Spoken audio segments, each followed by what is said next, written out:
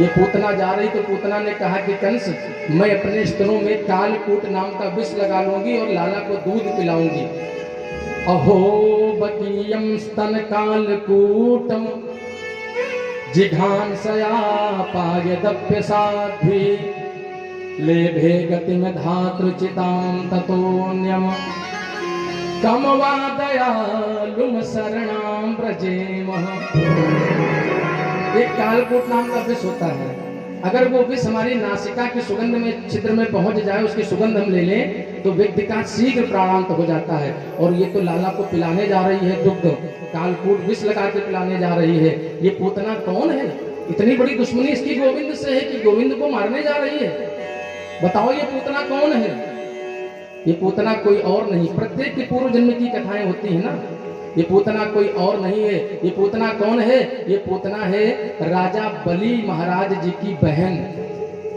वही बलि महाराज जिनके दरबार में, जिनकी यज्ञशाला में श्री भगवान पहुंच गए थे वामन का रूप बना करके। क्या करने? 3 पग भूमि मांगने के लिए। 3 पग भूमि मांगने के लिए गए थे। पहले तो गए तो राजा बलि ने देखा, सत्कार किया, चरण धोए, बढ़िया चरण पखारे। राजा बलि की पत्नी आ गई विंध्यावली, राजा बलि की बहन आ गई रत्नमाला।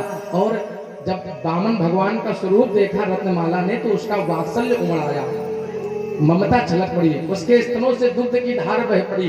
कितना सुंदर सा बेटा है, कितना सुंदर बालक है। अगर कहीं ये मेरा पुत्र होता तो मैं इसे अपना दुग्ध पान कराती। तो भगवान ने मनी मन आशीर्वाद दिया, हाँ, कि तुम्हारी मन में ये इच्छा है, ये इच्छा जरूर पूरी होगी, पूर्ण होगी। और इधर फिर राजा बलि से जब वामन भगवान ने 3 पग भूमि मांगी कि मुझे और कुछ चाहिए नहीं, जो आप देना चाहते हो केवल 3 पग भूमि चाहिए। और 3 पग भूमि में, एक पग में तो केवल तल, अतल, वितल, सुतल, रसातल, तलातल, पाताल, लोका नाम ऊपरी भागे।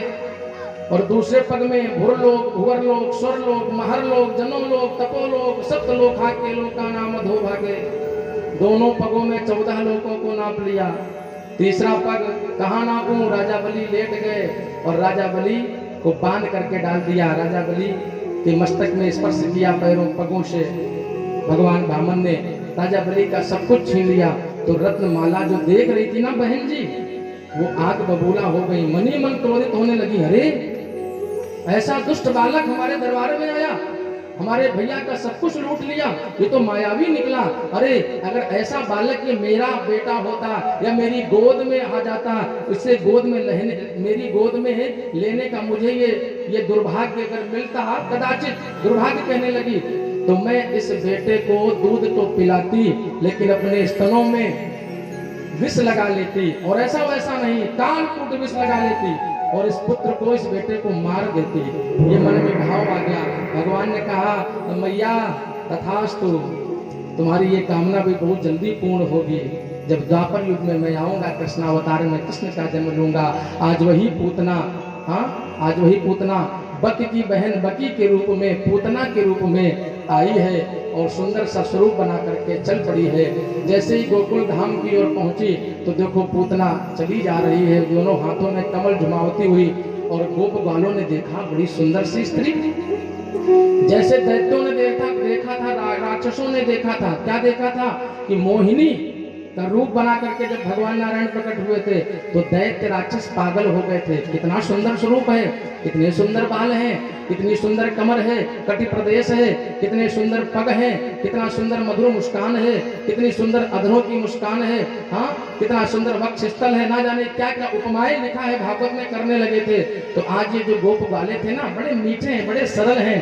इन देवी को, पूतना को देख करके प्रसन्न होने लगे। देखो तो इतनी सुंदर गोपी तो हमारे कभी गोकुल में दिखी नहीं, आज ये कहाँ को आ गई, आज कहाँ से निकल आई, कौन सी गोपी है? तो कुछ गोप वाले तो उससे बात करने की चेष्टा करने लगे, कुछ गोप वाले उसको देखकर मुस्कुराने लगे, कुछ गोप वाले उसके सन्निकट आकर के बात करने का प्रयास करने लगे। कुछ गोप वालों ने कहा, भैया जी कोई यशोदा रानी की पुरानी सखी होगी, बात को स्थान देते वो। अब पूतना भी अपने घूंघट को खोल करके गोप बालों की ओर देखती है और कहीं आंख दबाती है, कहीं आंख मिचौली करती है, कहीं कमर लचकाती है, कहीं ठुमका लगाती है। क्यों कर रही है?